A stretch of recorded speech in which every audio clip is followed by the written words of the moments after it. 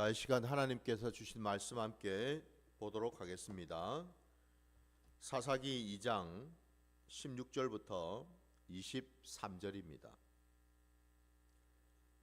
사사기 2장 16절로 23절까지 말씀입니다. 여호와께서 사사들을 세우사 노략자의 손에서 그들을 구원하게 하셨으나 그들이 그 사사들에게 순종하지 아니하고 오히려 다른 신들을 따라가 음행하며 그들에게 절하고 여호와의 명령을 순종하던 그들의 조상들이 행하던 길에서 속히 치우쳐 떠나서 그와 같이 행하지 아니하였더라.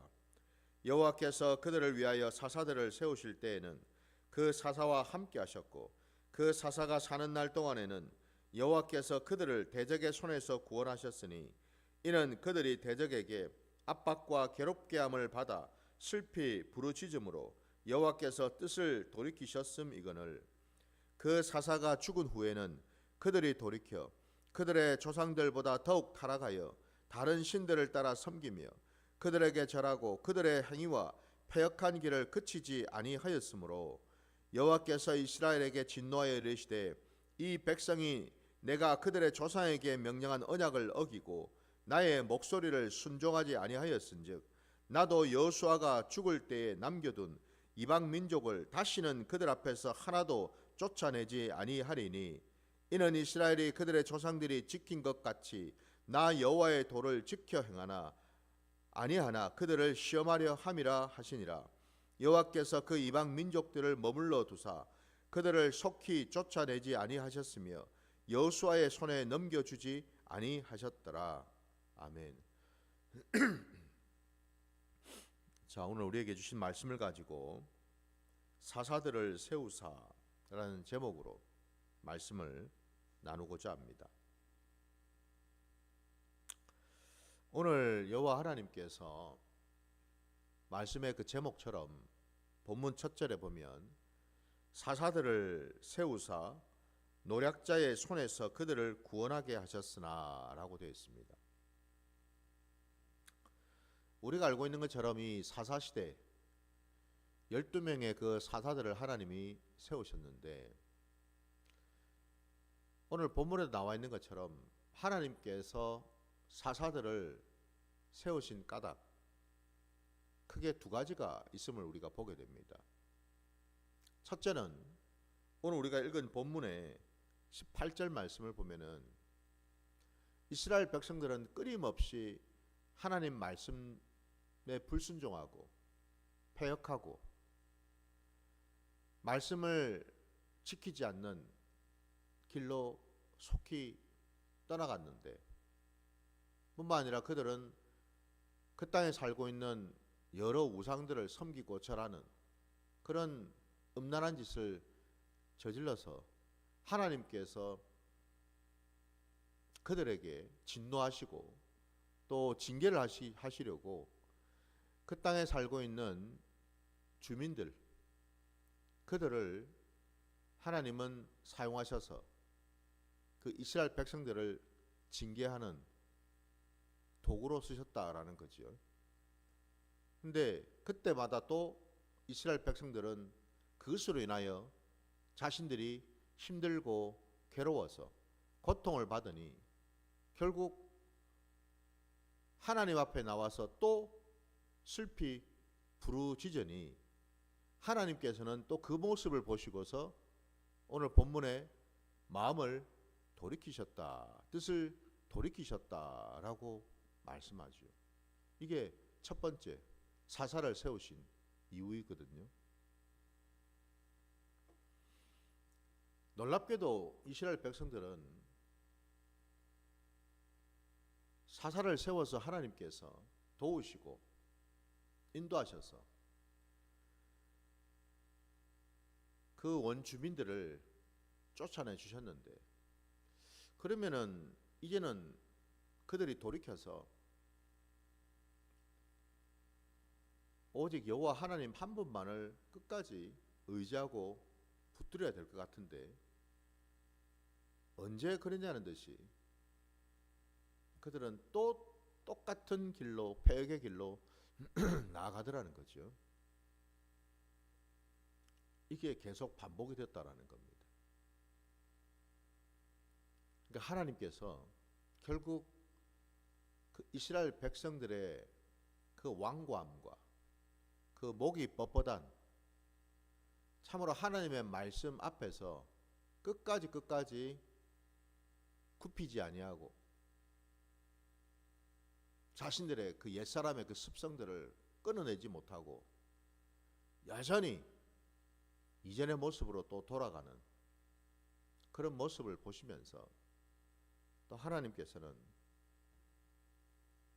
또 사사를 세워주시고 또 사사를 세워주시고, 그게 12번에 걸쳐서 아닙니까 여러분? 12명의 사사를 세웠다고 하셨으니까 그 일을 반복해서 하셨다라는 거고, 결국 하나님께서 사사를 세우신 두 번째 이유가 아까 우리가 읽은 본문 중에서 22절을 보시면, 이는 이스라엘이 그들의 조상들이 지킨 것 같이 나 여호와의 도를 지켜 행하나 아니하나 그들을 시험하려 함이라 하시니라 말씀합니다. 그러니까 사사를 세우신 두 번째 이유가,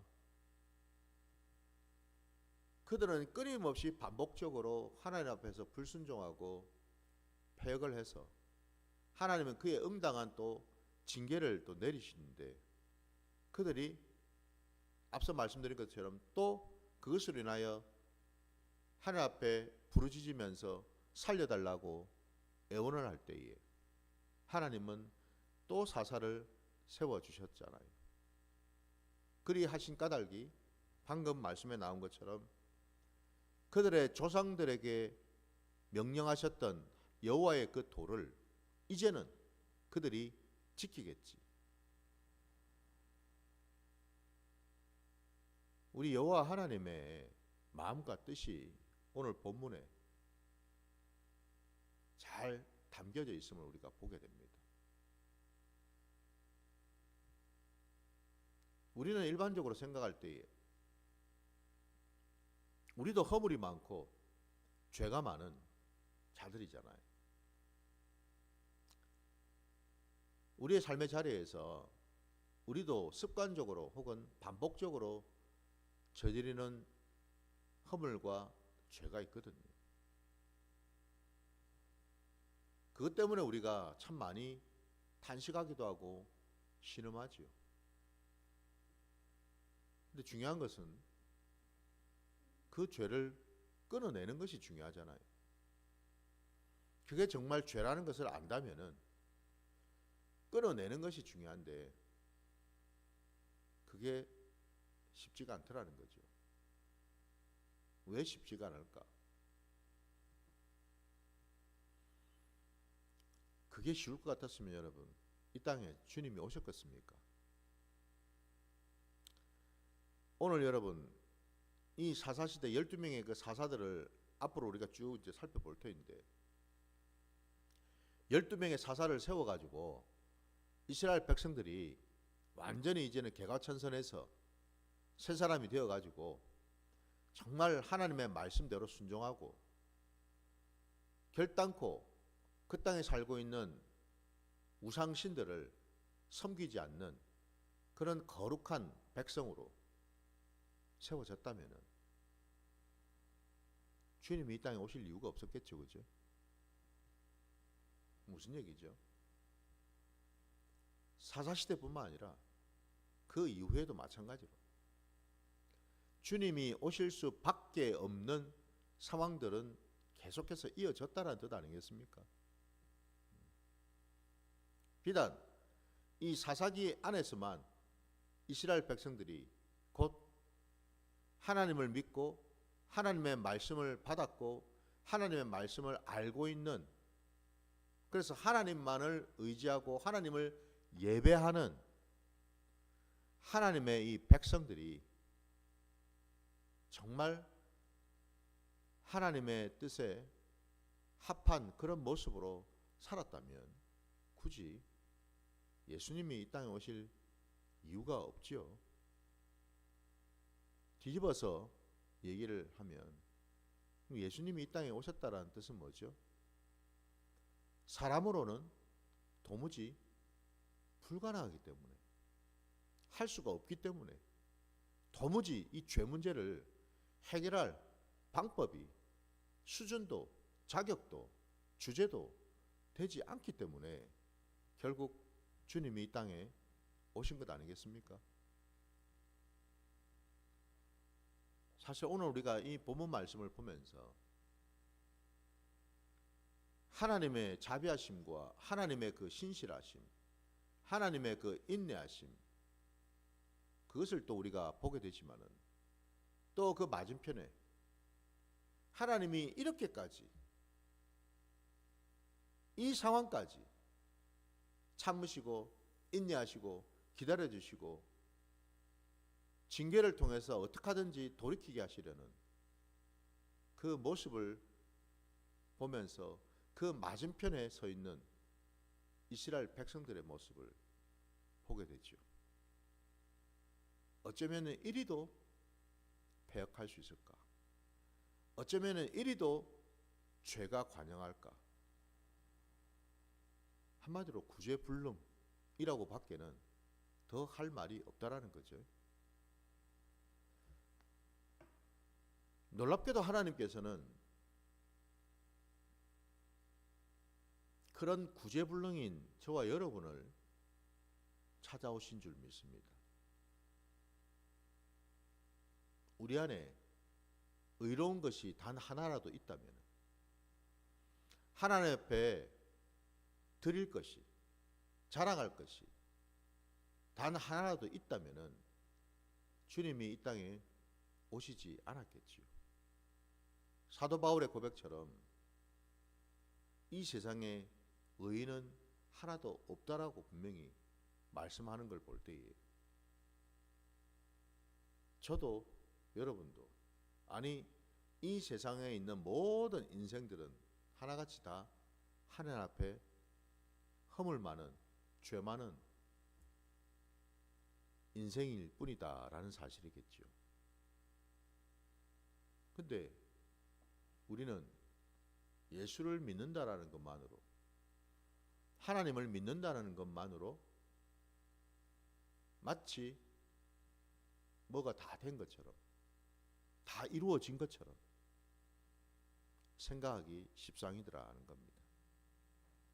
오늘 이 본문의 이 사사시대에 하나님은 끊임없이 사사들을 세우셨는데, 그들이, 그 이스라엘 백성들이 그렇게 부르짖어 가지고 하나님이 긍휼하심으로, 은혜로 그때그때마다 사사들을 세울 때에는 뭐가 좀 되는 것 같더니, 그 사사가 이제는 죽고 나면은, 오늘 19절 말씀을 다시 보시면은, 그 사사가 죽은 후에는 그들이 돌이켜 그들의 조상들보다도 더욱 타락하여 다른 신들을 따라 섬기며 그들에게 절하고 그들의 행위와 패역한 길을 그치지 아니하였으므로 라고 되어 있습니다. 사사들이 살아있을 동안에는 뭘 좀 하는 것 같이 보이는데, 좀 제대로 믿는 것 같이 신앙생활 하는 것처럼 보이는데, 사사들이 죽고 나면은 언제 그랬냐는 듯이 180도 돌변을 해서 그들은 여전히 그 이전보다 더 패역한 길로 나가더라, 이 말씀이죠. 그죠? 이게 우리 안에 있는 죄의 본성이다라는 것 아니겠습니까, 여러분? 이 죄의 근성입니다. 이게 바로 무언가가 조금 되는 것 같으면은 더 성숙하고 더 변화되고 더 좀 새로워지는 어떤 모습이 나와야 되는데, 뭔가 좀 되는 것 같다 그러면은 놀랍게도 오히려 더 악해지더라는 거죠. 더 교만해지고 더 강팍해지고 더 자기를 내세우고 주장하는 그런 모습으로 나가더라 이 말입니다. 이게 우리의 모습 아닌가요? 신앙의 연수가 깊어지고 하나님의 은혜와 능력을 받으면 받을수록 정상적으로 나타나야 되는 모습은 더 겸손해지고 더 낮아지고 더 섬기고 이런 모습이 정상인데, 놀랍게도 그 반대로 신앙의 연수가 깊어지고 직분을 받게 되고 이런저런 은혜와 능력을 받으면 받을수록 더 교만해지고 더 강팍해지고 더 안하무인이 되어버리고 더 귀를 닫아버리고 눈을 닫아버리더라 이 말이죠. 그죠? 그래가지고 놀랍게도 이전에는 그렇게 하나님 말씀만 들어도, 한 말씀만 들어도 눈물 콧물을 쏟으면서 맞습니다 주님, 내게 주신 말씀이 맞습니다 라고 하던 심령이 어느 순간 말씀을 받아도 콧방귀를 낍니다. 니나 잘해라 그러고. 마치 나는 잘하고 있는 것처럼. 이게 여러분 우리 모습 아니냐 이 말이에요. 말씀을 안 들으려고 합니다. 왜 그럴까요? 이미 내 안에 내 것이 생겨버렸기 때문에 그렇습니다. 내 기준이 생겼고 내 잣대가 생겼어요. 초신자 때는 그런 게 없었거든요. 그렇지 않겠습니까? 한번 돌아보세요 여러분. 저 역시도 마찬가지로.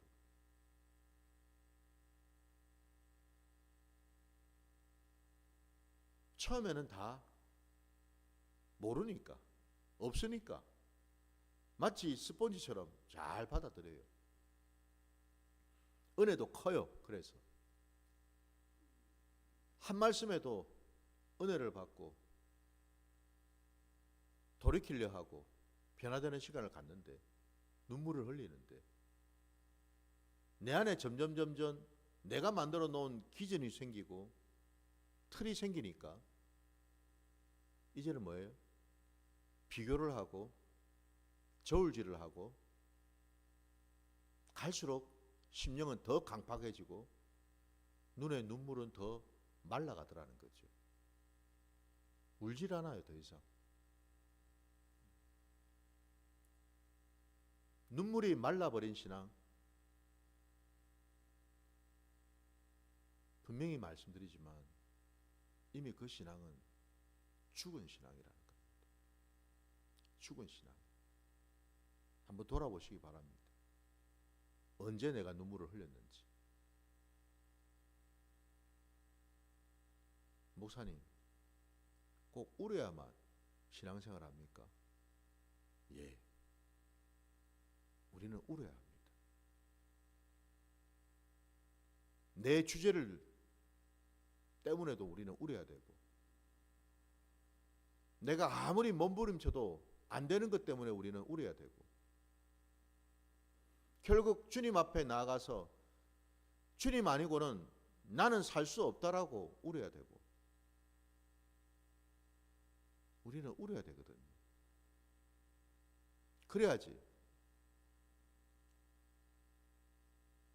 주님의 그 긍휼하심과 주님의 그 자비하심을 우리는 경험할 수가 있거든요. 근데 여러분, 그 눈물에도 두 가지가 있더라고요.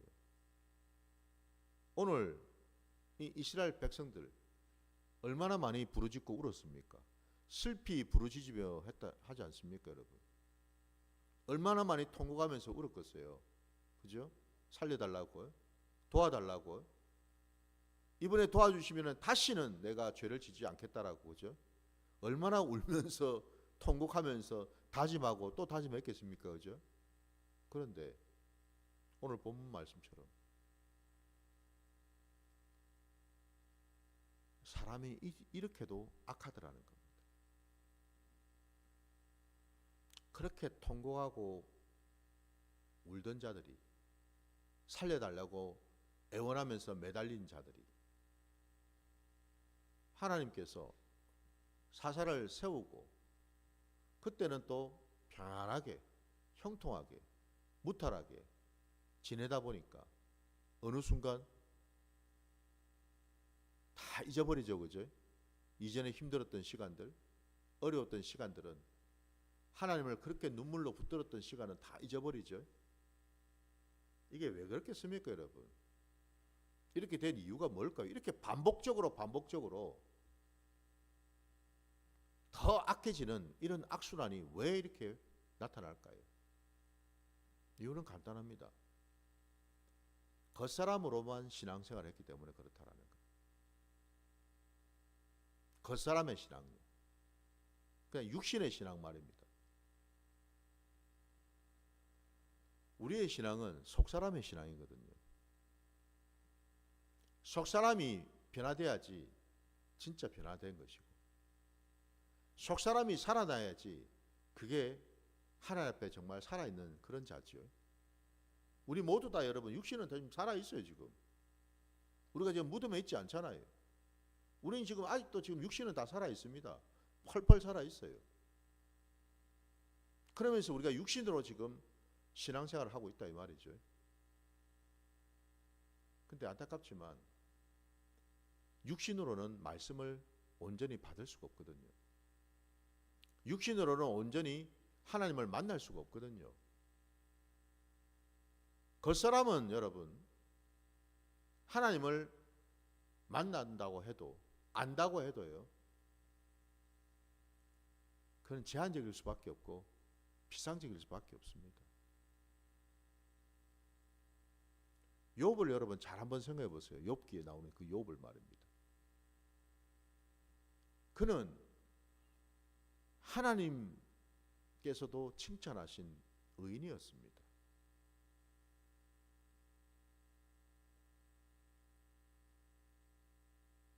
근데 그 의인이 결국 하나님이 허락하신 그 테스트에 걸려 넘어졌잖아요.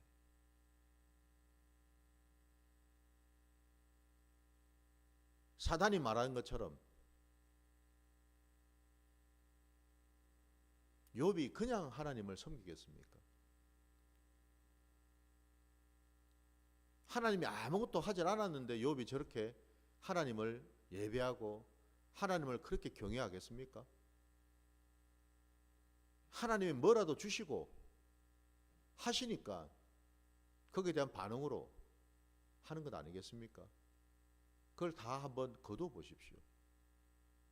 그러면은 그 실체가, 그 신앙의 실체가 드러날 것입니다. 아니나 다를까 모든 것을, 욥의 그 생명을 제외하고 모든 것을 하나님은 거두셨잖아요. 그죠? 하나님이 거두신 것이 아니라 거두도록 허락하셨죠. 결국 욥의 입술에서 나온 말이 뭐예요, 여러분? 처음에는 주신 이도 하나님이시오 취하신 이도 하나님이시니 그저 하나님의 뜻에 따를 뿐이다라고 고백했던 거룩한 입술이 점점 부정적인 입술로, 저주하는 입술로, 실망하는 입술로 바뀌지 않습니까, 여러분? 왜 내가 태어났던 거? 태어난 나를 부정하고 저주하는 그 입술이 되지 않았습니까? 무슨 얘기죠? 우리가 이 욥을 통해서 우리가 뭘 깨달을 수 있을까요? 사람은, 인생은 아무리 겉으로는 의인 행세를 하고 의인인 것처럼 보여도 그 깊은 밑바닥까지 내려가 보면 거기에는 죄밖에 없다라는 것을 알게 되는 거죠. 결국에는 그 죄성이 올라올 수밖에 없다라는 것을 알게 된다라는 겁니다. 왜? 사람은 근본적으로 죄성을 가지고 있기 때문에 그런 것 아닙니까, 여러분? 그걸 어떻게 부정하겠어요, 여러분?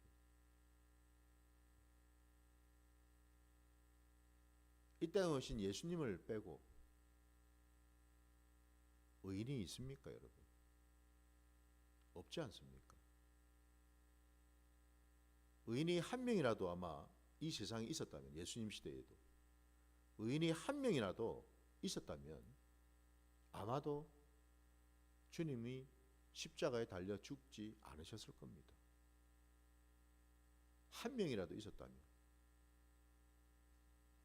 근데 주님께서 십자가에 달려 죽으셨다는 말은 없다라는 뜻이죠. 그죠? 한 사람도 없다라는 뜻이죠. 그게 저와 여러분이 믿는 구원이고 우리 기독교 신앙 아닙니까, 여러분? 욥은 비로소 알았어요. 자기의 실체를. 내가 죄인이라는 것을. 그가 이전에 귀로만 신앙생활 할 때는 자기는 스스로 의인이라고 생각했어요. 귀로만 하는 그 신앙이 뭐예요, 여러분? 그게 바로 겉사람의 신앙이죠. 육신으로 하는 신앙이다 이 말입니다, 여러분. 근데 그 육신으로 했던 신앙이 결국에는 아무짝에도 쓸모가 없어졌다라는 사실이죠. 결국 그가 그렇게 찾았던 하나님을 만났어요. 만나고 보니 비로소 알았죠, 그죠? 자신이 얼마나 큰 죄인인지를. 자기가 아무것도 모르면서도, 알지도 못하면서도 수많은 말들을 내뱉었다라는 사실을 교만했던 거죠, 한마디로. 하나님의 던진 그 질문들에 욥은 한마디도 답을 할 수가 없었다라는 거죠, 그죠? 할 수가 없죠, 여러분. 창조되신 그 하나님의 앞에 그 피조물이, 사람이 말입니다, 지음받기 전에 뭔 일이 있었는지 왜 알겠습니까, 여러분? 그죠?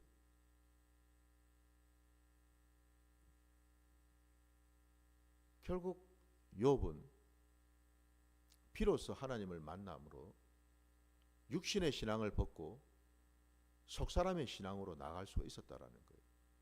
그게 바로 눈으로 배웠다라는 뜻이잖아요. 속사람의 신앙으로 거듭나고 보니 비로소 하나님의 뜻을 알게 되었고 하나님이 어떤 분인지를 알게 되었다라는 거죠. 속사람으로 하나님을 만나서 비로소 자기 실체를 깨달은 자가 온전한 회개 자리로 나가더라는 겁니다. 그래서 여러분, 주님이 말씀하시는 회개하라 천국이 가까이 왔느니라 할 때 그 회개가 뭔 회개인지를 우리가 알아야죠. 내 육신을 벗고 내 이 속사람으로 나갈 수 있는 회개를 드리라는 거예요. 더 이상 육신으로 하는 신앙이 아니고 이제는 속사람으로 할 수 있는 그 신앙을 하기 위해서 반드시 거쳐야 될 과정이 회개더라는 거죠. 그렇게 본다면은 과연 우리는 지금 제대로 된 회개를 하고 있는가? 회개의 가장 여러분 깊은 자리가 뭘까요? 내 실체를 정확하게 보는 자리입니다. 내가 진짜 죄인이 맞나?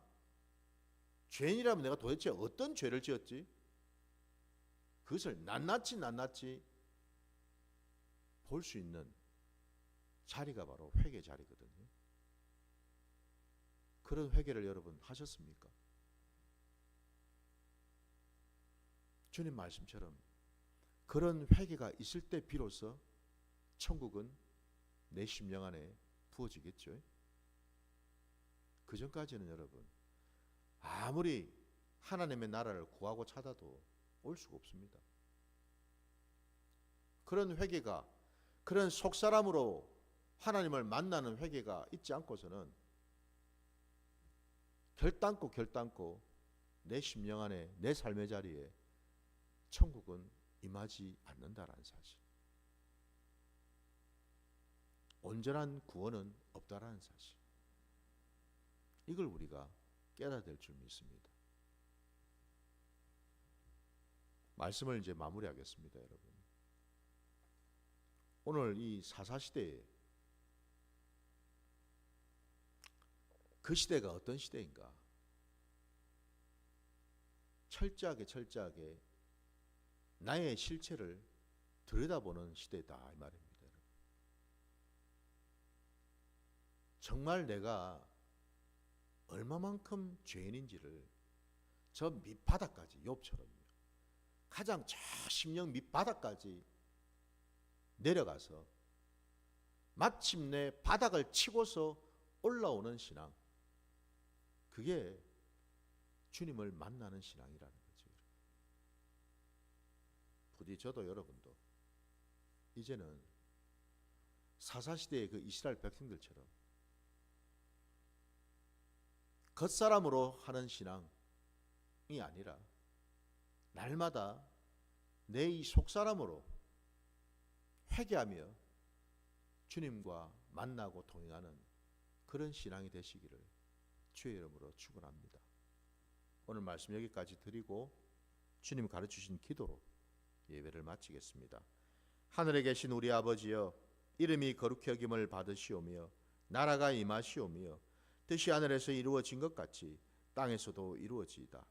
오늘 우리에게 일용할 양식을 주시옵고 우리가 우리에게 죄 지은 자를 사하여 준 것 같이 우리 죄를 사하여 주시옵고 우리를 시험에 들게 하지 마시옵고 다만 악에서 구하시옵소서. 나라와 권세와 영광이 아버지께 영원히 있사오나이다. 아멘.